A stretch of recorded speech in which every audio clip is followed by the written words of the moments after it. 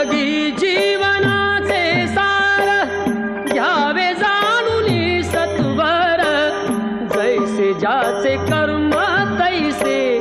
फळ देतो रे ईश्वर जैसे ज्याचे कर्म तैसे फळ देतो रे ईश्वर